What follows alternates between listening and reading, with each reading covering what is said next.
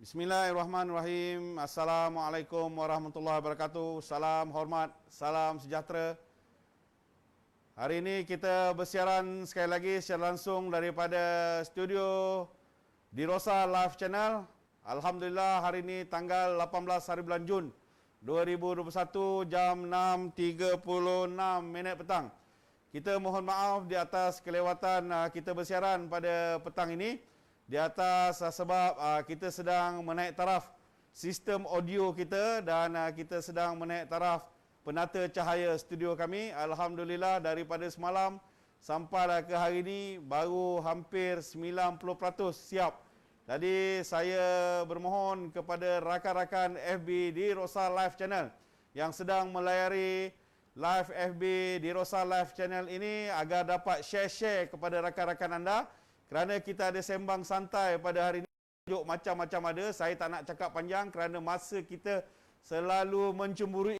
Kerana kita ada kurang lebih setengah jam je. Kita ni sebenarnya masih lagi dalam proses test broadcast Dirosa Live Channel. Tanpa buang masa, saya ingin menjemput ahli panel yang biasa bersama-sama dengan Dirosa Live Channel. Yang pertama sekali, saya akan jemput Encik Wakul. Wakul biasa bersama dengan kita.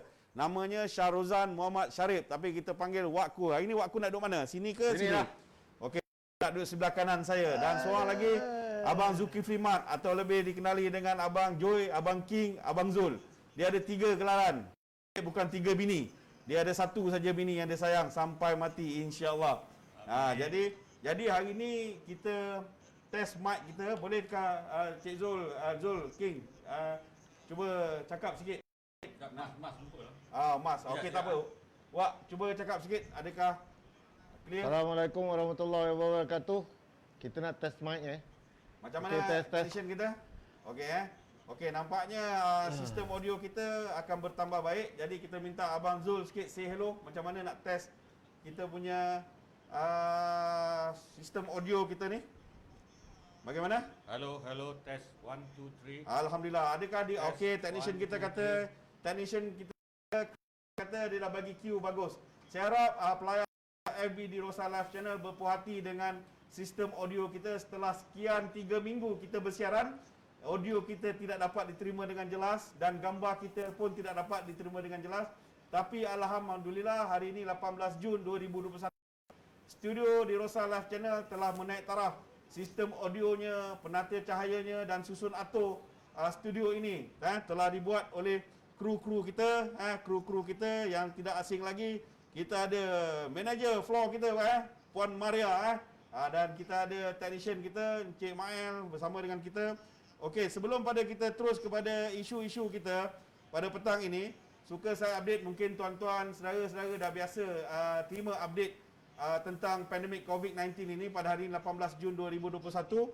Jadi saya nak bacakan sikit, iaitu angka dia masih lagi di paras 5,000, masih lagi di paras 5,000, tapi kita bersyukur kepada Allah kerana daripada 8,000 turun 7,000, turun 6,000, tapi dia maintain selama saya pantau, selama kalau tak salah saya selama seminggu ini ataupun 5-6 hari ini angkanya di 5,000. Hari ini 5,738 dan angka kematian masih membimbangkan negara kita, sudah mencapai 4,202 orang. Tapi kes pulih semakin baik, mengatasi kes kejangkitan 7,560 dan total keseluruhan hampir 680,000. Kita jangkakan kalau pandemik ini kita tak kawal, mungkin lagi 2 bulan kita akan mencecah 1 juta angka kejangkitan dan angka kematian yang boleh saya gambarkan mungkin melebihi 5,000 orang. Tapi kita bermohon kepada Allah Subhanahu Wa Taala agar pandemik COVID-19 ini dinyahkan di bumi Malaysia ini dan di serata dunia, insya-Allah. Amin amin ya rabbal alamin. Tanpa membuang masa, hari ini tajuk kita macam-macam ada, King dan Wak. Isu pertama yang saya nak bawa pada petang ini berkenaan dengan tadi kita sembang-sembang tadi dekat luar konti Dirosa Live Channel ini. Sahabat saya ni, dia datang-datang aja kat sini, dia kata apa? Hari ni ada satu isu. Aku cukup marah betul dengan pengusaha kedai memandu kereta ini. Sekolah memandu kereta. Dia kata lesen hari ini nak ambil lesen saja kalau B2 dengan D, package dia hampir mencecah dekat RM2,000. Dekat RM2,000. Jadi kita nak minta pandangan Wak Kul ni yang cukup marah dengan sekolah-sekolah memandu ni yang mengenakan cas terlalu tinggi. RM2. Ini adalah merupakan satu bebanan kepada anak-anak kita ataupun anak-anak muda yang ingin mendapatkan lesen kenderaan bermotor. Jadi macam mana pandangan kau, Wak? Kenapa lesen ini terlalu mahal sampai hampir mencecah RM2,000? Saya tak nak sebut RM1,600, RM1,700 kerana sekolah-sekolah mandu ni berbeza-beza harga dia. Betul. Kerana nak menarik perhatian pelanggan-pelanggan. Ada yang bagi cas RM1,799, ada yang bagi cas, tapi saya ambil di sekitar RM2,000. Apa pandangan awak sekarang, Wak? Itulah yang saya nak cerita ni sebenarnya. Saya marah tu pasal cousin saya, dia ada 4 orang anak. Okey. 4 orang anak, 3 daripadanya ingin mengambil lesen. Okey. Seorang tu masih belajar lagi lah. Okey. Jadi bila nak ambil lesen, seorang tu dicaskan sekolah memandu, dicas RM1,800 untuk ambil motor dan kereta. Okey. Jadi bagi saya, dia pun kerja tak berapa bagus lah. Ya. Dia je yang bekerja, isteri tak bekerja. Okey. Jadi bagi saya untuk membantu orang yang kurang pendapatan yang rendah ni, sepatutnya kerajaan bagi satu inisiatif, dia bawa belajar dan dia beri peluang separuh harga ke ataupun saya tahu ada kerajaan, ada NGO yang memberikan budak-budak ni percuma. Okey. Ambil lesen percuma. Okey. Tapi ambil lesen percuma tu motor je. Motor saja. Okey. Motor saja. Okey. Jadi bagi saya haraplah kerajaan benarkan ataupun separuh harga daripada budak-budak ni. Kepajakannya orang ni susah. Betul. Saya bukannya apa, tapi bila tak ada lesen, pasal lesen ni mahal, orang JPJ akan marah budak-budak ni. Budak-budak memandu tak ada lesen, marah, kesaman. Betul. Tapi bila nak ambil lesen, satu bebanan bagi dia orang. Betul. Nak ambil lesen RM1,800. Gila ke apa? Betul. Tak Beban lah. sepatut beban. Lepas tu prosedur untuk belajar tu terlalu lama. Nak kena kursus 1 hari. Kursus saja. Tapi bagi saya ni untuk nak mendidik budak-budak supaya mandu cermat, berdisiplin, tak boleh makan masa di sekolah aje, masa sekolah memandu. Jadi kebanyakan dia orang dapat lesen, aku dah dapat lesen dah ni. Aku tekan je. Okey. Terus. Jadi saya mintalah kalau cara tu memudahkan orang dapat lesen dan dengan harga yang minimal. Maknanya kerajaan kena standardizekan Yes, harga ni lah. betul. Bagi harga yang mampu milik lah kepada pemilik, kepada rakyat lah. Kepada rakyat. Okey. Dia ada 3 golongan. Satu golongan baru lepasan sekolah. Okey. Satu golongan remaja dan satu golongan atas B40 ni kan. Okey. Jadi bagilah. Saya rasa atas B40 ni, saya rasa dia bagi perkecualian untuk membayar harga rendah. Kalau betul lah saya dengar. Kalau boleh, minimalkan lagi. Sebab apa? Sekolah memandu ada, saya pernah dengar wawancara antara Hamdan Taha, Persatuan Pengguna Jalan Raya Malaysia dan bersama dengan sekolah memandu. Dia mengatakan sekolah memandu ni dia charges dia banyak. RM1,800 orang tu tak cukup. Sebab dia nak bayar RM1,800. Yes, RM1,800 ni nak bayar dia sewa kereta tu. Bagi saya tak pernah lagi nampak sekolah memandu ni bawa seorang dan daftar seorang. Betul. Satu hari ni mesti ada 4-5 orang. Ya. Kalau RM1,500, contohlah kalau 3 orang pun, satu kereta 3 orang, RM1,500 kali dengan 3 dah berapa? Betul. Itu satu hari. Kalau 30 hari, berapa banyak? Betul. Banyak. Jangan ambil segi fikir keuntungan aja. Betul. Okey. Itu saya. Okey, Wak. Apa Joy? Kau punya pandangan macam mana pula, Joy? Pandangan aku, Cik Riz, boleh ambil satu kursi Cik Riz bagi technician kita duduk? pandangan aku Kursi hujung. tak ada benda pun Ha. semakin hari apa benda pun naik harga. Okey. Apa barang pun, barang-barang apa pun, termasuk Okey. apa-apa barang pun semua naik harga. Okey. Kalau 20 tahun dulu macam kita baru berapa ratus je. Kita dulu ambil lesen berapa ratus, tapi itu berapa puluh tahun dulu. So zaman sekarang ni semua benda naik harga. Kos mungkin kos sewa tempat untuk belajar mandu tu, sekolah mandu tu mungkin dah tinggi. Gaji pekerja pun dah tinggi. Betul. Sewa kereta dan sebagainya, motor ke apa Betul. semua tu mungkin dah tinggi. Betul. Cuma saya setujulah kadang-kadang kalau ada benda yang kerajaan boleh bantu standardize kan, supaya sekolah-sekolah mandu ni tidaklah sewenang-wenangnya ambil keuntungan yang besar sangat. Okey. So boleh membantu. Kebaikannya memang saya setuju macam Wak cakap, kesian pada budak-budak yang sekolah. Yang freshie yang lepasan SPM ni, lepas SPM dia nak bekerja. Sebelum dapat tawaran pergi diploma ke, buat degree ke apa ke. So dia ada berapa tahun, setahun pun kurang pada setahun dia nak bekerja. Bila nak bekerja, kadang-kadang bila ke tempat rumah nak pergi tempat kerja tu jauh. Perlukan kenderaan sama ada motor ataupun kereta. Kalau perempuan ni, anak-anak perempuan dia mesti nak kereta lah. Yang lelaki biasalah motor pun okey. Tapi nak pergi sekolah mandu tu lah mahal.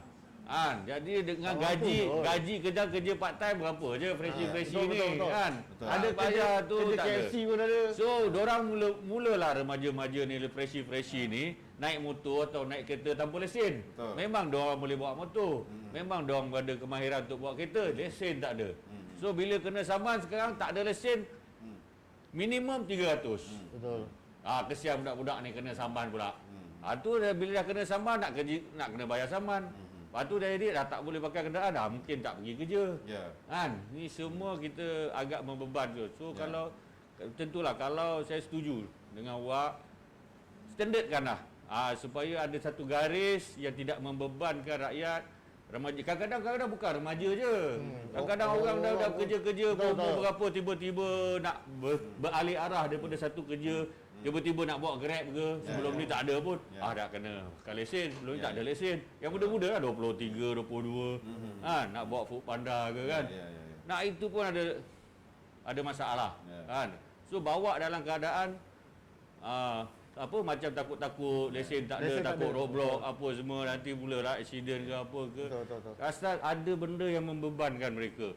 So ringan-ringankan dia supaya masalah diorang ni boleh diselesaikan. Harap kerajaan dapat bantu. Okey, terima kasih Wak dan Abang Joy. Nak baca komen jap. Assalamualaikum bosku daripada Muhammad Jairul Islam. Terima kasih. Waalaikumsalam warahmatullahi wabarakatuh.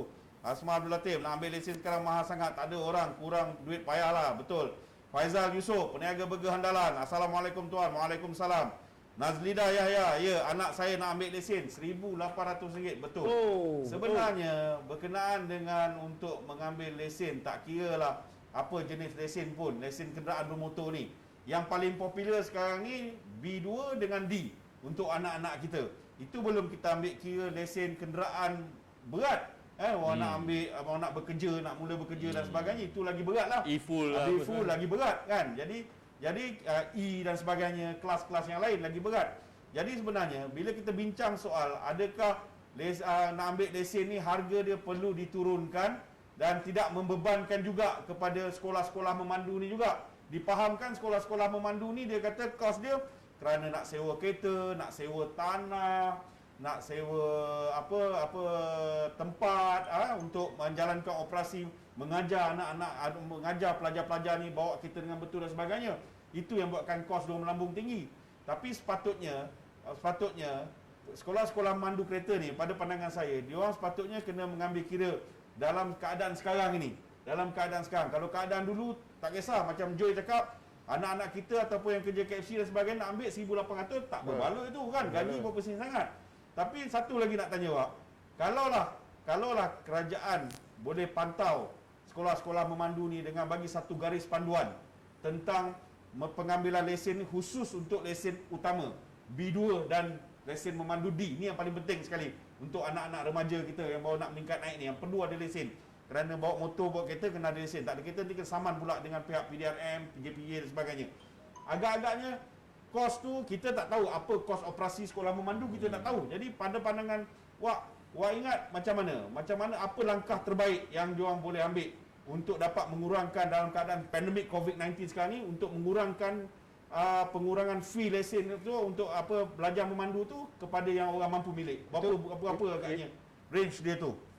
Itu yang saya cakap tadi. Kita pihak JPJ dengan sekolah memandu ni kena synchronize. Kan? Bagi saya kalau JPJ punya harga lesen dengan tu murah je. Yang membuat ni sekolah memandu ni. Jadi bagi saya lah, kalau boleh lah, kalau nak ambil tu biarlah macam 1,200 orang boleh can afford juga lagi. Tapi kalau 1,800 ni terlalu tinggi lah tu. Lepas tu prosedur pengajaran dia tu kenapa mesti panjang? Kenapa tak pendekkan dan ringkaskan aja? Kan ini nak pergi kursus, dia punya kursus dalam dewan dah 1 hari. Lepas tu kursus yang jalan 1 hari. Lepas tu sebelum nak pergi ambil test, kena test pula lagi. Kan? Jadi tak perlulah berbeza dengan negeri-negeri lain ataupun negara-negara lain. Ambil lesen ni mudah. Tapi saya cakap dia ambil lesen mudah, tapi berlaku apa-apa kejadian ataupun kerajaan dia ada undang-undang. Macam dekat UK kalau misalnya accident satu kali dia akan tarik dan dia bagi 300 jam untuk khidmat. Khidmat 300 jam. Habis 300 jam dia bagi balik. Tu tapi itu bagi kesedaran. Sebab tu saya cakap pemandu kat Malaysia ni dia bila accident ke apa, mati ke apa, dia tak ada kesedaran. Dia still lagi boleh memandu. Kan tak ada kesedaran. Itu nak mendidik pemandu. Kita tak ada nak mendidik pemandu pada sekolah pemandu je. Mana ada masa dalam masa 2 hari atau 3 hari untuk mendidik. Kita kena mendidik lagi. Tapi bagi saya lesen ambil mudah, senang dapat, tapi selepas itu kalau berlaku apa-apa, itu je lah. Betul. Zul, nak tanya kau. Kalau mengikut statistik perangkaan kadar kemalangan di Malaysia setiap tahun, dia mencecah hampir 1.3 juta. Kalau saya tak salah lah fakta ni, kalau salah tolong betul. Dan kadar kematian kemalangan Malaysia pun terlalu tinggi. Aksiden motor setiap tahun, kadar kemalangan di Malaysia hampir 600,000 kejadian berlaku seluruh negara. Daripada Perlis sampailah ke Sabah. Lesen ni sangat penting kerana dalam untuk kita mengambil lesen, pihak JPJ telah menggariskan beberapa panduan. Kena masuk kelas dan sebagainya. Kemudian kat sekolah memandu pun dia ada ajar macam mana nak jawab soalan dan sebagainya. Apa yang perlu dibuat. Ada ilmu lah. Ada ilmu, kena ada ilmu. Setuju tak kau kalau aku cakap, boleh tak kita masukkan dalam silibus pembelajaran di peringkat sekolah menengah kepada mereka ini untuk ada satu masa. Bukanlah maknanya bukanlah benda tu jadi satu silibus ada peperiksaan, tak ada. Untuk pengetahuan. Sebenarnya dah ada dah. Dah ada dah. Tapi dia buat sesi sesimpan. Sesimpan. Sesimpan. Benda tu dah ada dah. Buku keselamatan jalan raya tu memang ada JKJR dah buat lah. Okey, tak apa. Boleh tak dititik beratkan lagi, maknanya di peringkat sekolah lagi, di peringkat sekolah menengah lagi, kita terapkan nilai-nilai bagaimana untuk kita mengambil supaya tak buang masa dan kos diorang nak pergi ke sekolah memandu tu dapat dikurangkan. Kerana di sekolah memandu pun kita tahu diorang ada kos.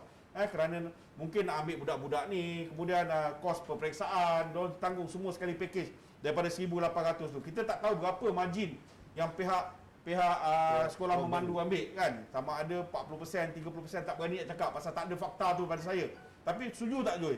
Kalau kita terapkan kepada budak-budak sekolah menengah supaya dia, khususnya budak-budak tingkatan 5 lah, dia orang keluar je dari sekolah, dia orang tahu bagaimana caranya bila dia orang tak perlulah di sekolah memandu tak perlu ada. Jadi sekolah sendiri yang keluarkan sertifikat tu bagi nak mengurangkan kos pada sekolah memandu, nak kena siapkan everything. Macam mana pandangan kau?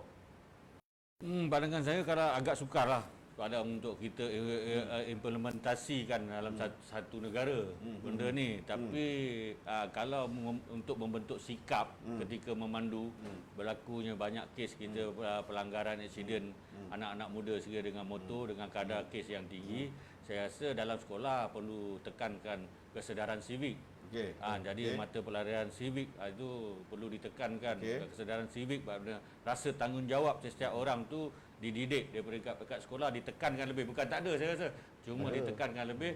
Kesedaran sivik tu pentingnya, hargai nyawa kita dan nyawa orang lain sekali. Tapi dulu Joy, KJKJR dia ada buat pertandingan untuk keselamatan jalan raya tau dulu. Ada pertandingan. Itu di bawah share, saya tahu di bawah share. Tapi sekarang ni dah tak ada lagi dah. Itulah mungkin dah kurang dia, so kena tekankan balik. Makna sektor swasta pun boleh mainkan peranan lah, bagi sumbangan untuk adakan program-program kesedaran sivik ni. Okey. Terima kasih. Nilai insan. Okey. Terima kasih Wak Joy. Itu isu pertama. Kita sebenarnya tak ada masa. Pasal apa kita pun start lambat. Kita masih lagi sedang menguji lari kita punya audio visual. Adakah kita punya audio ni jelas dan gambar kita ni jelas? Saya terasa bahang dia, pilih lampu dah banyak, berpeluh juga, juru make up kita tak kita siapkan lagi. Mungkin kita akan pasang kipas exhaust fan ke apa. Terasa bila tempat studio ni dah dipenuhi dengan lampu, dengan audio yang baik, terasa juga bahang panas dia lah. Tapi tak apa. Saya sebenarnya rasanya saya nak ulas sikit berkenaan dengan sekolah memandu ni. Saya rasa sebenarnya dalam musim pandemik ini kita bermohon kepada sekolah-sekolah memandu seluruh negara. Kita tahu you all pun terkesan dengan sekatan-sekatan yang telah diberikan oleh pihak kerajaan, tak boleh belajar dan sebagainya, tak boleh ambil pelajar dan sebagainya. Tapi kita mohon kepada sekolah-sekolah memandu untuk dapat sama membantu rakyat Malaysia yang tidak ada lesen, yang ingin buat lesen, dapat mengurangkan kos itu. Buat sementara waktu ke ataupun menggalakkan lagi orang mengambil lesen, sikit sebanyak juga boleh mendatangkan sektor perniagaan yang lebih baik lagi pada sekolah-sekolah memandu ni. Itu kita tak tahulah, itu mungkin Persatuan Sekolah Memandu sendiri akan membincangkan bagaimana mekanisme yang terbaik untuk meletakkan satu harga yang mampu milik kepada para remaja yang mengambil lesen ni. Okey. Saya nak pergi beralih pasal kita tak ada masa, dah pukul 7. Dah pukul 7 malam ni, dah 7 malam dah. Kita akan solat maghrib pada jam 7.25 malam. Kita ada kurang lebih 20 minit saja untuk saya bawa isu yang kedua. InsyaAllah besok nanti kita akan lebih mula awal, mungkin 1 jam setengah kita boleh bersiaran. Isu yang kedua berkenaan dengan ada sentuh sikit pasal politik lah. Isu kedua ni boleh saya rangkumkan soal politik. Isu pertama tadi hikmat masyarakat lah. Isu kedua ni boleh rangkumkan sebagai politik.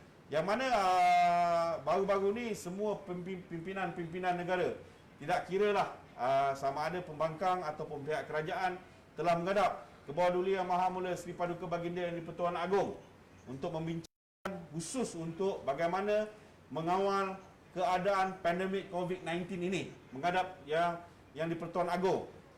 Di samping itu juga mereka ada bermohon untuk membuka semula persidangan parlimen di Malaysia ini setelah sekian lama dah tutup kerana diisytiharkan darurat politik, parlimen ditutup.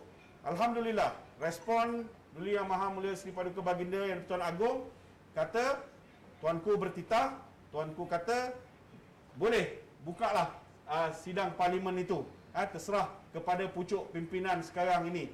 Tapi di belakang ayat titah tuanku itu, sekiranya perlu.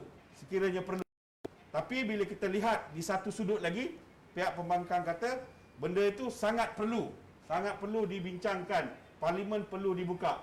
Jadi pada pandangan Joy, saya pergi kat Joy dululah. Tadi first round saya pergi kat awak, kat Joy. Apa pandangan kau Joy? Bila tuanku sudah bertitah membenarkan ke apa? Membenarkan ke apa tu? Dia membenarkan parlimen agar parlimen dibuka segera. Semula.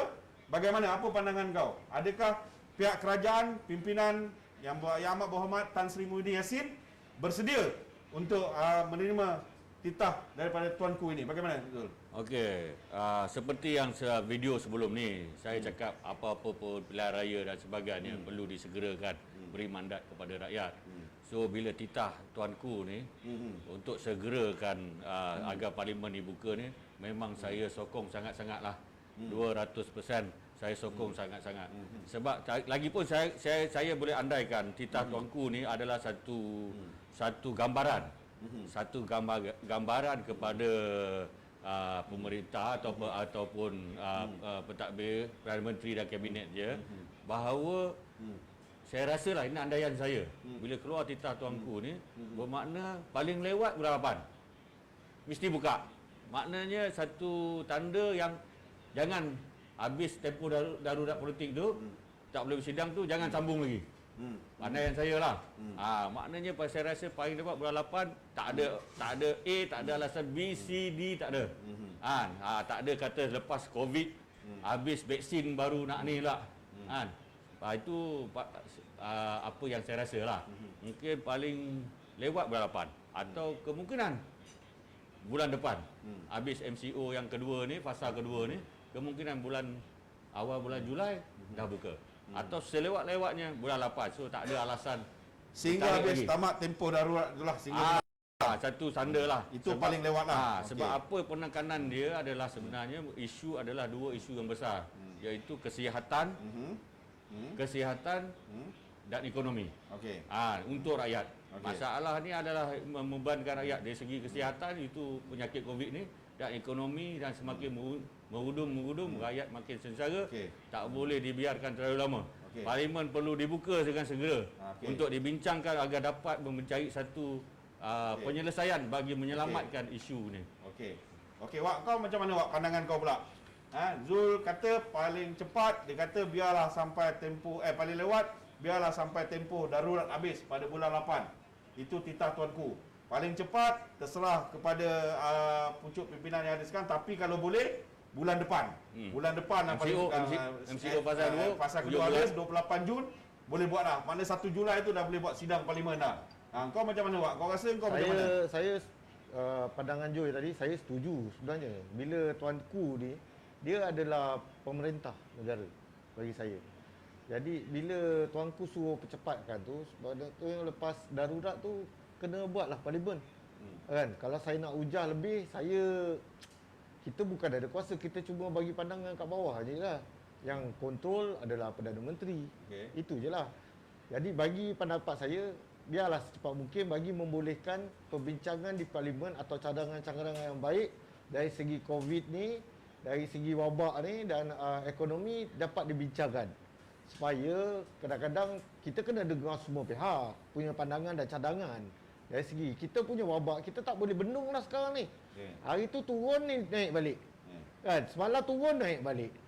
Kita tak boleh bendung. Jadi buka parlimen bagi membolehkan ahli-ahli parlimen membagi satu cadangan yang baik kepada kerajaan supaya kerajaan boleh buat.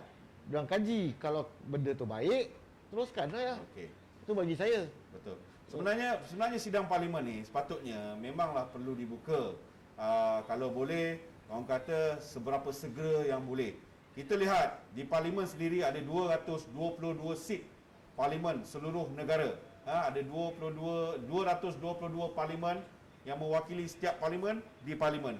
Jadi kalaulah untuk membincangkan isu kesihatan ini, kalau hanya di sebelah pihak saja, memanglah tidak ada orang kata jalan yang terbaik. Adalah lebih baik, dan saya yakin di pihak pembangkang juga mahukan isu kesihatan ini dapat diselesaikan dengan baik. Mereka pun takut juga kalau penularan wabak ini tidak dapat dibendung dan tidak dapat disekat. Tapi bila dapat dibincangkan di parlimen, mungkin pihak pembangkang juga boleh memberikan cadangan yang baik juga kepada pihak kerajaan. Kerana ini isu kesihatan, isu masyarakat sejagat yang mana perlu dijaga semua orang. Isu nyawa. Isu nyawa. Jadi perlu disegerakan pembukaan parlimen ini supaya kedua-dua kerajaan dan pihak pembangkang dapat berbincang. Sebab ini saya rasa tidak perlu salah menyalah. Kita tidak perlu menuding jari. Yang ni buat tak betul tak. Kita kena perlu bincang di dalam parlimen.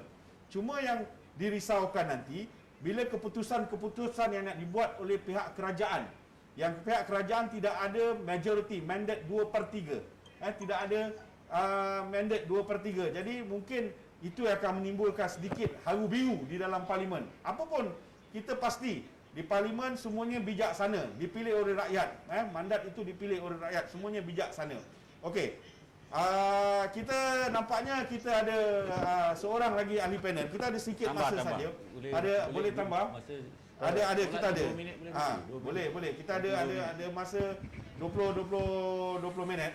Kita boleh tambah masa sikit. Boleh kita ke sini sikit. Bersama dengan saya, Wak ke sana sikit bagi boleh kot. Bersama dengan saya ialah seorang lagi sahabat di Rosa Live Channel ini. Dia pernah bersama dengan kita untuk ceritakan berkenaan dengan Mageran, dan beliau telah ceritakan panjang lebar. Bersama dengan saya baru masuk ni ialah sahabat saya juga, nama dia Encik Herman, panggil Man Palani atau lebih ringkas panggil Man saja. Okey, panggil Man saja. Okey, kita rapat-rapat sikit. Okey, jadi Man, sebabkan Man dah dengar dekat luar konti, dia dengar perbincangan kita untuk isu kedua ni berkenaan dengan pembukaan sidang parlimen yang telah dititah oleh Kebawah Duli Yang Maha Mulia Seri Paduka Baginda Tuan Agong tempoh hari. Jadi bagaimana pandangan kau, Man? Kau rasa apa yang kau boleh bagi pandangan di live kongsi. Boleh kongsi dengan kita punya pelayar-pelayar MB di Rosa Live Channel ni. Okey. First saya nak cek audio saya okey ke? Okey ke? Okey. Okey. Okey eh? Okey, ngam. Okey, Okey, Assalamualaikum. Saya pun baru masuk ni. Kita ada masa sikit saja sebab moderator kata hari ni short. Bila saya dengar tadi pasal pembukaan parlimen tu, saya tak bersetuju. Kenapa parlimen perlu dibuka dalam waktu terdekat ni? Okey. Okey, daripada statement Perdana Menteri kita, Muhyiddin Yassin ada memberitahu dan menjanjikan parlimen akan dibuka pada bulan September. Tetapi selepas beberapa hari ini, bila YDP Agong menitahkan supaya melakukan sidang parlimen dalam waktu terdekat, dia tidak ada beri tarikh, tetapi Betul. dia mention pada waktu yang terdekat. Betul. Okey, saya mengambil kira apa yang diberitahu oleh Tan Sri Muhyiddin Yassin pada bulan 9. Okey. Okey, macam tadi Abang Zul kata, secepat mungkin bulan 8. Pada saya paling lewat bulan 8. Lagi Lagi cepat bulan Julai. paling cepat bulan Julai. Ya. Jadi saya tak setuju kerana untuk melakukan sidang parlimen ini dia memerlukan beberapa perkara yang perlu disusun dalam situasi pandemik kita sekarang ni. Dia akan jadi satu masalah bila berlakunya sidang parlimen, rakyat di luar sana akan mempertikaikan sekiranya persidangan parlimen boleh dilakukan, makna persidangan di luar pun boleh dilakukan. Jadi dekat situ rakyat akan buat apa yang dia orang boleh bersidang, kita pun bolehlah berkumpul. Kalau dia orang pun berkumpul, kita pun boleh berkumpul. Sedangkan kita dalam proses imunisasi vaksin sekarang ni. Target kita hingga hujung tahun ni. Kalau kita melakukan sidang itu, makna keras dengan apa yang Tan Sri Muhyiddin beritahu. Yang kedua pula, untuk lakukan sidang parlimen ni, kalau nak buat cepat pun, pada saya tidak perlu dibuat secara fizikal, iaitu dalam parlimen. Pada pandangan saya, cadangan saya buat secara hybrid. Maya, bersidang menggunakan maya tetapi dengan susun atur dan prosesnya ditambah baik. Contoh daripada segi voting. Sebab diorang parlimen ni, diorang sekarang ni fokus nak pergi voting saja. Kan, untuk menggubal sesuatu undang-undang ni sekarang ni dalam keadaan darurat ni tak perlu melalui parlimen, boleh direct dengan Agong saja. Tapi ada politiknya di situ. Bila buka parlimen, diorang sekarang ni susun strategi untuk buat undi tidak percaya pada Perdana Menteri kita. Jadi saya cadangkan supaya buat persidangan melalui maya dengan voting dan sistem yang berbeza. Sebab itu preparation kena mengambil kira sehingga bulan 9. Jadi kalau kita buat bulan 8 terlalu awal dengan situasi sekarang ni yang boleh menimbulkan persepsi yang tidak baik daripada masyarakat kita. Macam tadilah saya kata boleh dipertikaikan. Kalau parlimen boleh bersidang, maknanya kita boleh lepas lah. Kan? Kita boleh buatlah perhimpunan kita. Sana boleh, kita takkan tak boleh. Okey. Ada komentar daripada Dedi Yustin. Dia kata majoriti rakyat setuju parlimen dibuka. Dan dia komen lagi, cuba jangan rendahkan pemikiran rakyat. Kerana rata-rata rakyat di luar, tidak kiralah sama ada pihak kerajaan ataupun pihak pembangkang, mereka inginkan sidang parlimen itu dibuka. Betul kata Cik Man, Abang Man. Dia kata kalaulah parlimen itu dibuka, maknanya mereka boleh duduk dalam satu bangunan, dalam satu dewan, diorang boleh berbincang, maknanya rakyat di luar pun boleh. Tapi saya mengambil kira tadi, bila saya ambil kira Abang Zul punya cakap tadi, Abang King punya cakap tadi, kalau paling cepat dia kata bulan Julai, maknanya kita dah habis tempoh PKP kedua darurat, maknanya sampai 28 Jun. Dan paling lambat habiskan darurat Ogos itu, selesai. Dia ada dua date dia bagi tadi. Tapi Tuanku tidak bagi date, terserah. Jadi pada pandangan Abang Zul, bagaimana keadaan ini boleh berlaku? Kalau tadi Man cakap dia tidak bersetuju, Abang Zul bersetuju dengan selepas tempoh PKP selesai, atau itu paling cepat, paling lambat pada bulan 8 habis tempoh darurat. Macam mana pula pandangan Abang Zul untuk counter balik macam mana Abang Man punya percakapan dia tak setuju?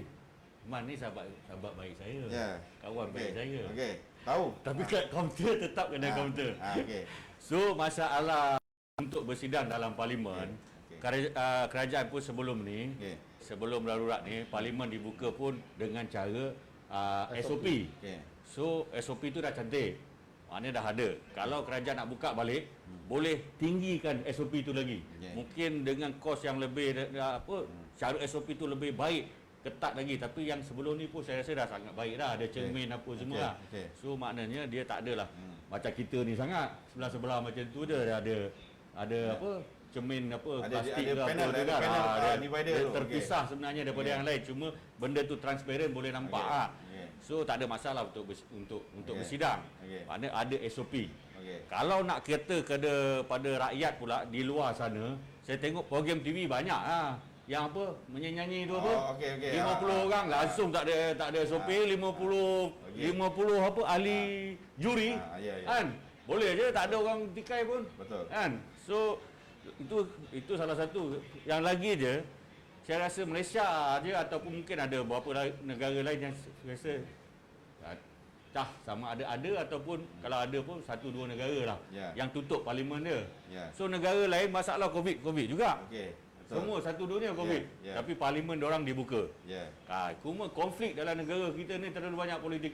So sampai polik pasal Agung pun terpaksa buat darurat. So kena stop benda ni semua. So balik bersidang. Bincangkan hak rakyat. Duduk pembangkang ke, kerajaan ke, duduk cepat-cepat. Lupakan agenda politik diorang. Kan? Jawatan ke, apa ke, lupakan. Tolong sit down, duduk, bincang, fikir hak rakyat. Macam keselamatan tadi kalau kena COVID melibatkan isu nyawa. Bila hal ekonomi, kalau rakyat sampai tak makan nanti pun boleh mati. Kena COVID pun mati kan? Kebuluh pun mati juga. COVID dengan ekonomi sama penting. So diorang kena sit down, kena fikir hak rakyat. Lupakan diorang punya konflik. Sini nak jawatan itu ke, lupakan. Tolong fikir pasal rakyat. Tolong bersidang dengan segera. Please. Saya nak pergi kat Abang Man balik. Awak sekejap. Satu nak bagi 2 minit je Abang Man cakap hal ni. Zul cakap tadi, dia kata tolong cerita pasal isu rakyat di parlimen. Khusus untuk masalah isu kesihatan dia. Mana benda lain jangan disentuh. Tapi disebabkan keadaan kerajaan sekarang tidak stabil. Bukan kurang stabil, tak stabil. Pasal hampir sama banyak di antara kerajaan dengan pihak pembangkang sama banyaklah. Daripada 222 seat itu boleh katakan 50-50. Jadi ada tak timbul nanti bila persidangan itu dibuka, memang nak bincang isu rakyat ni. Nak kepentingan rakyat dan ekonomi ni. Keselamatan rakyat dan ekonomi ni, nak pacu balik ekonomi ni. Ada tak timbul nanti dalam sidang parlimen tu?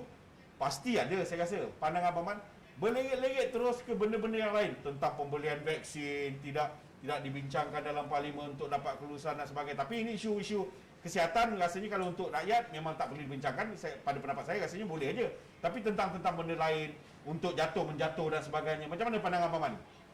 Sebab itu saya kata tadi, parlimen tak patut dibuka dalam waktu terdekat ini.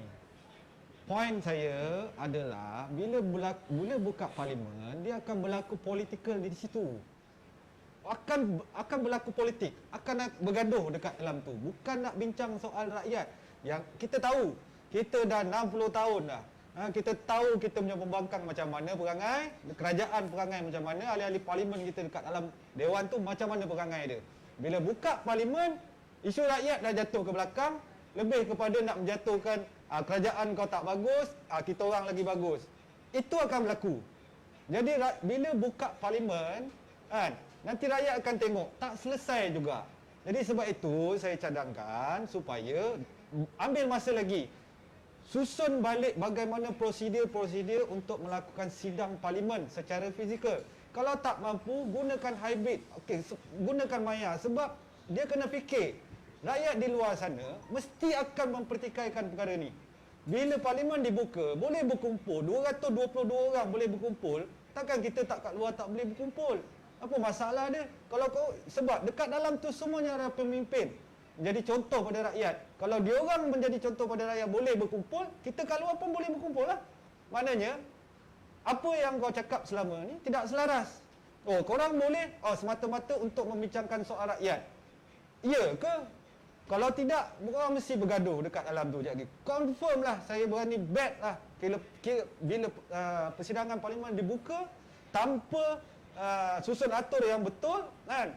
Yang ditetapkan oleh Tuan Speaker itu, akan berlaku benda tu. Akan berlaku penggulingan lah, undi tak percaya. Tapi tak rasa ke kalau misalnya tak buat sidang parlimen? Sekarang saya rasa kerajaan tengah buntu dah sekarang ni. Sekarang Tak kalau tahu tak ada nak cari solution ni macam mana kan? Okey, kalau tak ada sidang parlimen pun kita ada mesyuarat menteri-menteri kabinet tiap minggu.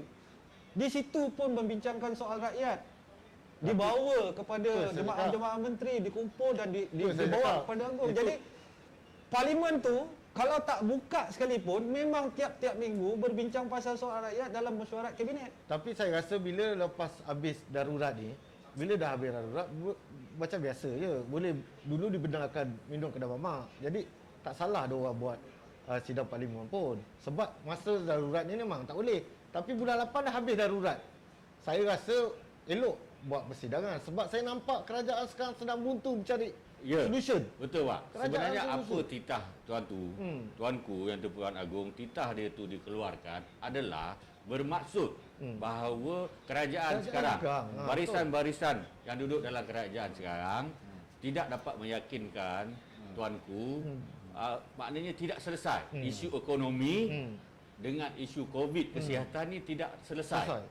Dia maknanya kes COVID semakin naik, ekonomi semakin jatuh. Sebab tu tuanku keluarkan titah tu.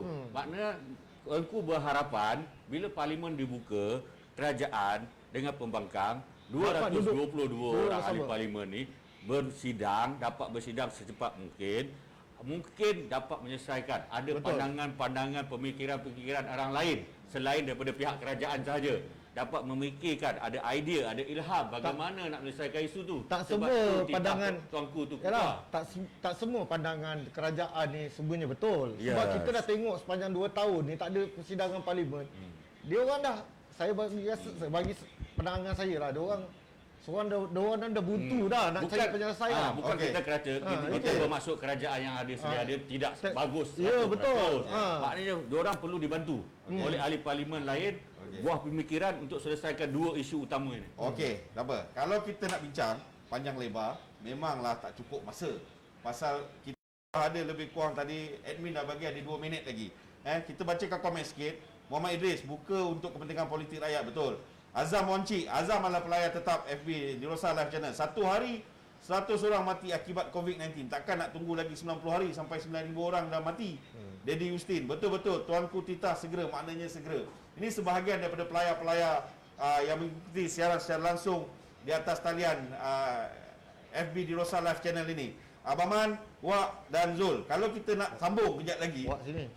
Sorry. Abang Man, Wak dan Zul. Jadi kalau kita nak sambung lagi, saya pun tak sempat nak review benda ni. Kalau kita nak sambung, azan maghrib masuk 7.25 minit malam. 7.25 kita ada satu live lagi. Udah Mak JZ. Kalau kita nak sambung lebih kurang 15 minit, kita akan berhenti sekejap pada azan maghrib itu untuk bagi laluan kepada azan maghrib 2 minit. Kita sambung lagi 15 minit. Setuju tak? Setuju tak? Admin boleh ke admin? Boleh Okey, boleh. Maknanya 7.25 nanti bagi signal, kita akan okey, kita boleh teruskan. Maknanya ni ada 5 minit. Maknanya kita berhenti 2 minit, kita ada lagi 15 minit lagi untuk kita berhenti 7.45 minit malam nak bagi laluan. Lepas ni kita ada satu lagi seller kita, Uda Mak JZ, yang akan menjual topi-topi bersama dengan Aloh. Okey, kita tinggalkan Uda Mak JZ. Okey. Wak, betul apa Wak cakap tadi. Maknanya Wak dengan Zul sependapat, Abang Man. Dia minta parlimen dibuka. Abang Man, kalau saya tengok memang kontra lah. Maknanya Abang Man tidak setuju parlimen dibuka. Tunggu sehingga semuanya divaksinasi selesai, barulah boleh dibincangkan semula. Kerana Abang Man kata tadi, memang di parlimen akan berlaku pertengkaran yang lebih hebat lagi. Mungkin masalah tak boleh selesai, malah lebih buruk lagi. Kemungkinan besar undi tak percaya dan sebagainya akan keluar untuk menjatuhkan Perdana Menteri, untuk menjatuhkan kerajaan yang ada sekarang. Jadi sekarang ni kalau Abang Man fikir, rata-rata rakyat ni boleh dikatakan, saya tak berani tahu peratusan berapa yang setuju untuk parlimen dibuka ni, pasal kita tak pernah buat pengundian pun. Tapi bila kita sembang-sembang bersama rakan-rakan dalam WhatsApp group, semuanya bersyukur kepada Allah, katanya alhamdulillah parlimen dibuka. Sama ada yang faham politik, sama ada faham parlimen bersidang tu macam mana, dia orang kata buka je lah parlimen tu macam mana nak boleh bincang. Jadi pandangan Abang Man, macam mana agaknya dalam situasi sekarang ni, kalaulah Abang Man tidak bersetuju parlimen itu Abang Man rasa boleh ke selesai dengan menteri yang ada 70 orang itu untuk mengawal keadaan COVID yang melanda negara kita dari segi perbelanjaan, dari segi vaksin dan sebagainya. Kerana vaksin pun bukan semua orang boleh dapat. Tekan Masjid Sejahtera pun asyik-asyik suruh update. Ya, jadi katanya untuk vaksin untuk kata dia punya apa tu? Dia punya sistem tu sampai 70 juta. 70 juta. Macam tu jugalah. Dah dengar lah. Macam mana? Adakah pihak kerajaan ni semua pandai, pihak pembangkang tak pandai? Jadi macam mana Abang Man? Rasa-rasa. Tak, saya tak cakap pun pihak pembangkang ni tak pandai. Dia orang pun ada juga menyumbang tapi tak banyak, lebih pada politik saja. Mempertikaikan apa yang dibuat oleh kerajaan, mempertikaikan Menteri Kewangan punya agenda, plan, polisi dia, menteri-menteri lain, dia mempertikaikan saja. Dia tak memberi solution pun.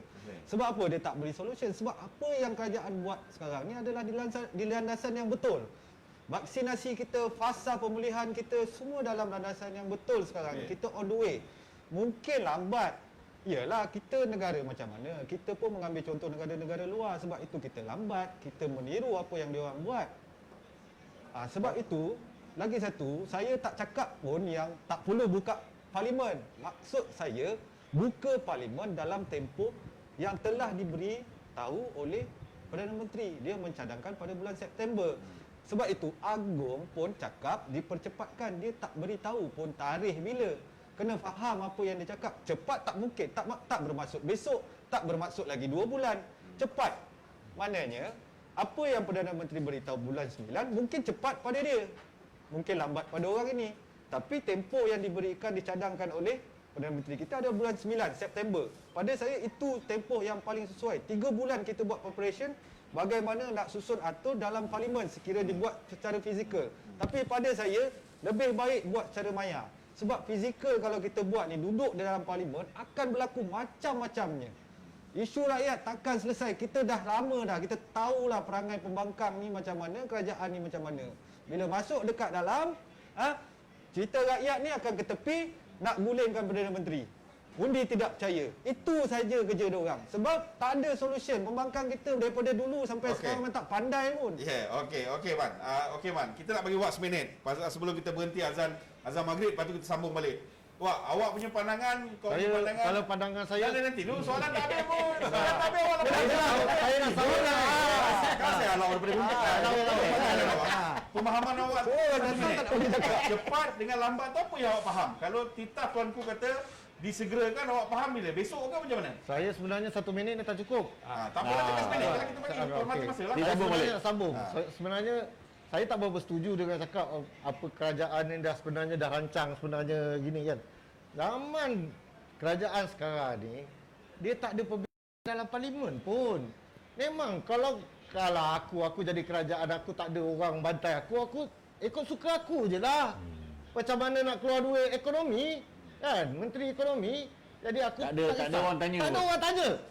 Berapa banyak duit ni keluar, tak ada orang tanya. Jadi sedaplah. Jadi sebenarnya kita nak tulus. Kerajaan mana-mana dulu, daripada dulu pun memang dewan rakyat dia tempat berentak dia.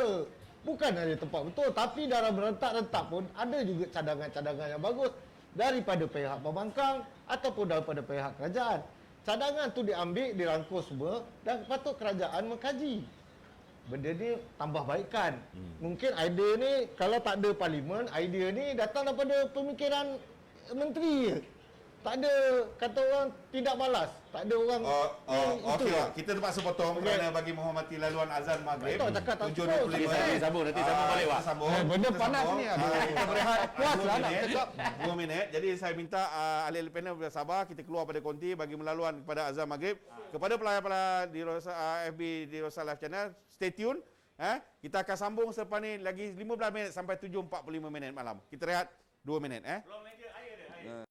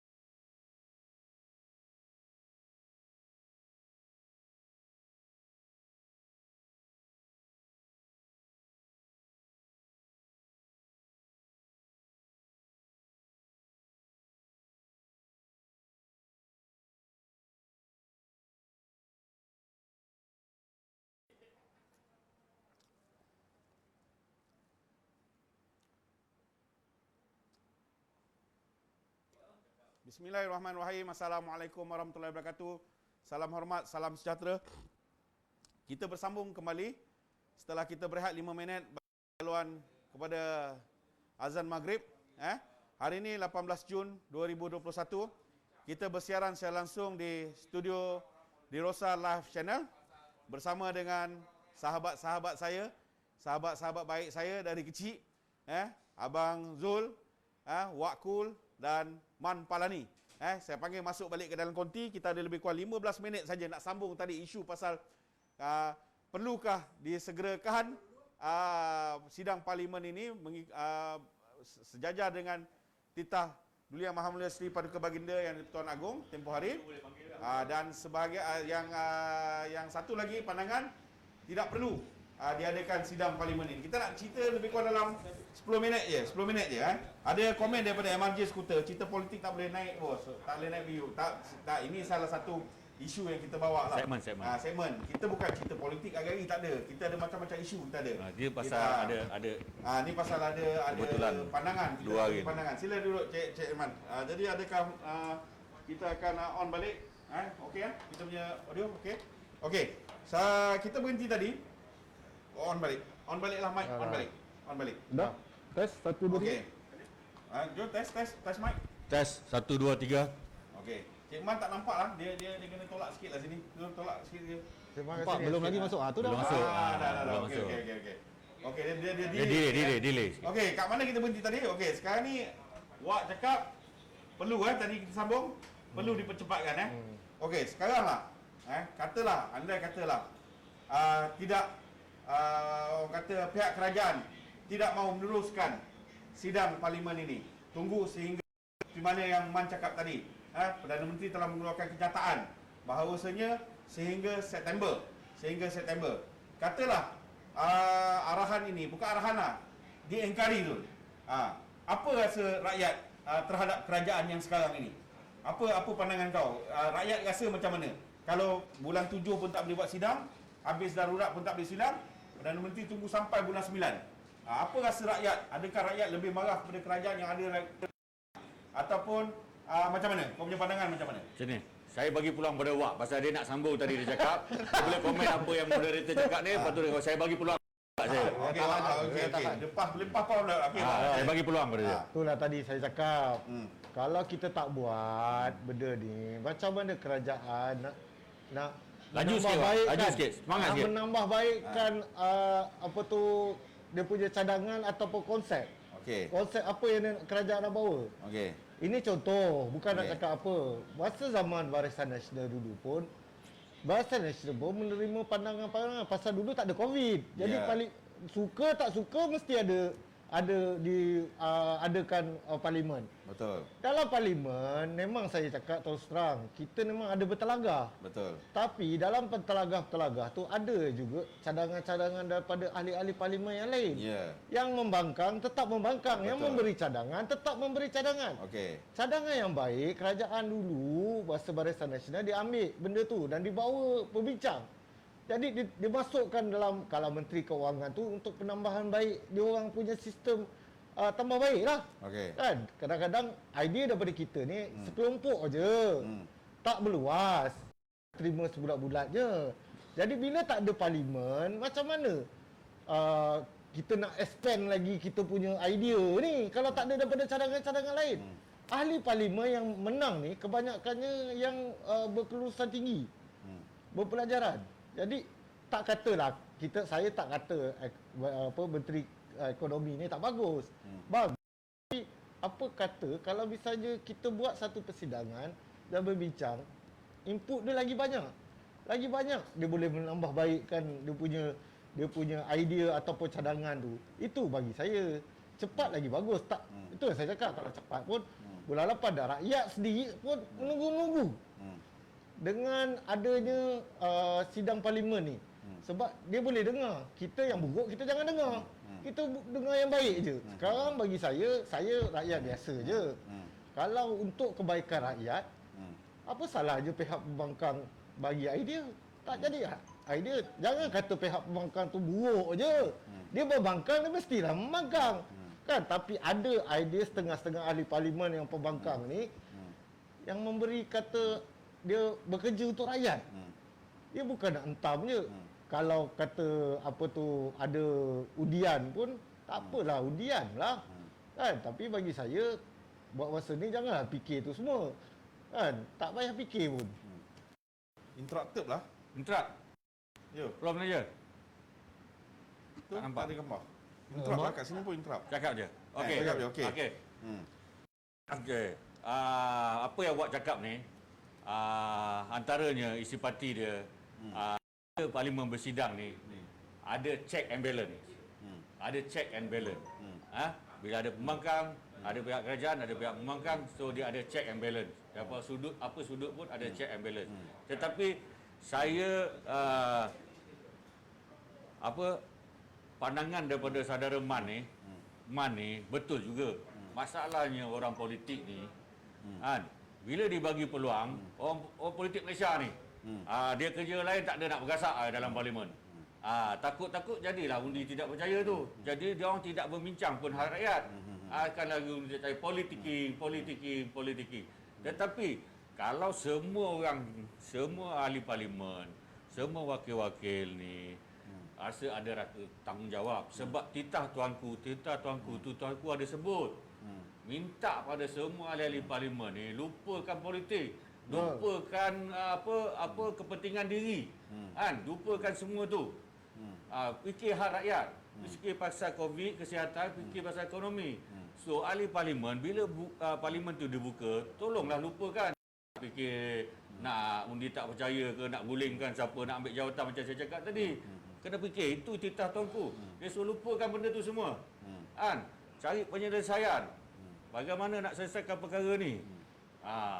Satu lagi apa? Lupa dah. Lupa. Stop. Tadi macam apa? Kalau kita ni bulan 7, mereka cakap ni bulan 7 tak bersidang. Bulan 8 tak bersidang. Bulan 9 pun tak bersidang. Apa akibat dia pada pandangan rakyat?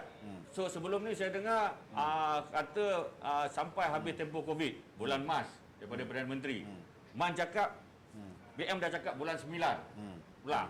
Mungkin betul lah Man cakap tu. Bulan 9 pula. BM dah baru-baru ni cakap bulan 9 pula. Paling cepat parlimen bersidang. Kalau 7 tidak, 8 tidak, 9 tidak, tentu akan jadi masalah besar pada rakyat. Satu, bila kes Covid ni tak dapat diselesaikan, kes makin banyak orang mati, rakyat akan lebih panik. Bila rakyat lebih panik, dia datang, dia tak ada penyelesaian. Itu satu, akan rasa panik. Kedua, bila tak ada pencalonan pasal ekonomi, rakyat akan bertambah susah. 1 bulan, 2 bulan, 3 bulan bertambah sengsara dengan bebanan hidup yang perlu dibayar dan sebagainya. So akan jadi teruk lagi masalah Covid apabila diorang dah tak peduli. Kemungkinan pandangan saya, rakyat rasa tak peduli lah Covid ni. Duit pun dah tak ada ni. Kan? Nak teruskan hidup, duit dah tak ada. Ekonomi semakin sesak, menyesak, sempit. So Covid, macam tadi lah saya cakap, mati Covid atau mati ke bulu. Mana ada beza dia? Lebih baik mati daripada jangan mati ke bulu. Mati Covid lah. Mungkin ada ubat lagi. Mungkin ada cat. Okay. Mati ke bulu. Itu saya takut. Kalau ditangguhkan lagi, keadaan akan bertambah parah. Okey, terima kasih Zul. Terima kasih Wak. Man, nak tanya Man. Kalau sidang parlimen dibuka, adakah masalah Covid ni dia punya indeks itu boleh turun? Sekarang ni masih lagi di paras 5,000 ke 6,000. Adakah sidang parlimen ni diorang bincang antara kerajaan dengan pembangkang, adakah indeks tu boleh turun? Mungkin ada penambahbaikan cadangan daripada pihak pembangkang dalam parlimen untuk bagaimana caranya untuk kita mengurangkan lagi. Apakah kesan dia bila lockdown pertama kita buat pada 1 Jun hingga 14 Jun, sekarang lockdown kedua 15 Jun sampai 28 Jun. Awak nampak ada tak kesan apa yang kerajaan buat sekarang? Pasal lockdown yang pertama saya tengok dulu 18/3/2020, bila buat lockdown kes menurun. Tapi kes meningkat balik adalah disebabkan pilihan raya Sabah. Pada bulan 6, bulan 7, pilihan raya Sabah. Itu yang sampai sekarang benda itu tidak dapat dikawal. Penularan itu tidak dapat dikawal. Apakah yang kau tengok sekarang ni, lockdown pertama daripada 1 Jun sampai sekarang ni, berkesan tak berkesan apa yang kerajaan buat ini? Okey. First sekali, apa yang saya tengok, apa yang PKP 1 yang dia buat itu, situasinya tak sama dengan PKP 3.0. Okey, pada waktu itu COVID baru kali berlaku. Satu dunia kelang kabut. Kita punya polisi pun kelang kabut, tak tahu nak buat apa. Jadi jalan yang paling sesuai dibuat adalah lockdown. Totally lockdown. Sebab semua negara buat benda yang sama. Selepas itu kita dah mula belajar. Kita dah tahu apa yang kita perlu buat daripada sektor ekonomi dengan sektor kesihatan.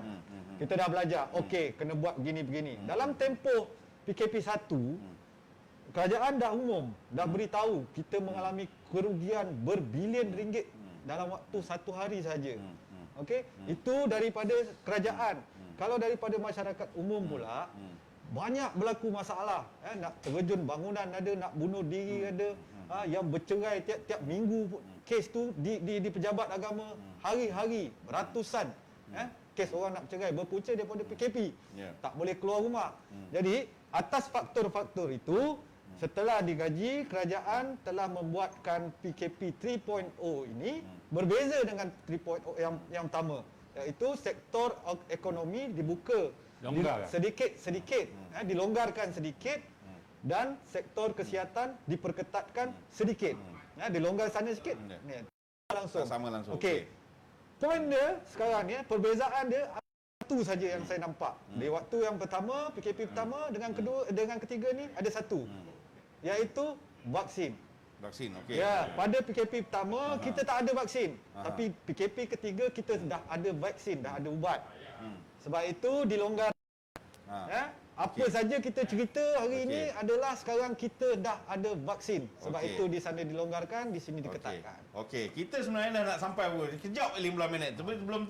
Sebelum tu kita akan sambung lah nanti. Kita akan sambung lagi dengan topik. Hari ini kita start lambat. Pasal apa? Kita setting kita punya studio, setting audio kita ni supaya pelayar-pelayar FB di Rosa Live Channel dapat menerima dengan memuaskan. Selama ni kita live asyik bunyi macam-macam lah, tak jelas sebagainya. Saya nak promo satu produk ni daripada di Rosa Live Channel, iaitu produk Sendayu Tinggi. Ni kopi dia yang boleh diminum kerana banyak khasiat dia. Kalau saya nak cerita 5 hari 5 malam tak habis masa mencemburui kita. Dan ini adalah produk semua produk kesihatan, penjagaan kulit dan barangan kosmetik. Ni pun sama ni, ada yang male ada yang female. Cik Man tengok mana male mana female. Ini male, ini female. Mana male mana female. Ada kan? Nampak lah kalau tak nampak. Ini Malay, ini female. Betul lah kan? Betul. Ini juga satu produk kesihatan yang baik. Kopi juga boleh minum Boleh kontak Puan Maria di talian 010-453-2121 kerana dia ada dealer yang diiktiraf oleh Sendayu Tinggi. Jangan lupa dia akan layan tuan-tuan, saudara mara, tak kira lah siapa pun boleh hubungi dia. Saya ulangi balik di talian 010-453-2121 Puan Maria. Boleh hubungi dia bila-bila masa. Jangan tengah malam sudah. Pukul 12 tengah malam jangan WhatsApp. Sebelum tu tak kisah. Daripada pukul 6 pagi sampai 12 tengah malam boleh. Dia akan layan saudara-saudara yang berkendakan produk Sendayu Tinggi ini. Okey, Cik Man, Cik Wak, Cik Zul. Terima kasih banyak. Isu tu pendekkan. Itu AstraZeneca tu. Oh tak boleh. Kalau kita tu kita akan panjang nanti sampai panjang pukul lah. AstraZeneca. Pasal dah tular di media sosial bahawasanya AstraZeneca ni telah di stop di Australia dengan cerita di Australia kerana ni ada bawah umur 60 tahun dan saya tak nak buka isu ni. Kita ada 3 isu. Tapi memandangkan kita punya masa tidak mencukupi. Terima kasih Man Palani, terima kasih Wak Kul. Saya yang tu pun belum habis saya cakap lagi. Sabar. Memang tak habis. Kalau saya buka lagi sampai kita lepas maghrib kita. Kita belum solat maghrib lagi ni. Betul. Besok buka 3 jam ada lagi. 3 jam buka 3 jam soal jawab. Saya panggil awak duduk sini. Saya panggil Man Palani duduk 3 jam. Jangan bergaduh Wak. Jangan masam-masam muka. Senyum Senyum kan je dia nampak. Kita pakai mask. Dia tengok raut muka pun tahu. Okey, terima kasih banyak kepada pelayar SB di FB di Rosa Live Channel. Saya tak puas hati Jangan anak habis ni jangan kacau. Terima kasih. Jangan lupa share dan like. Kita jumpa lagi nanti di lain masa di lain waktu lepas Uda Mak Jezek bersama rakan dia Alo. Assalamualaikum warahmatullahi wabarakatuh. Salam hormat, salam sejahtera. Sama-sama kita like di Rosa Live Channel.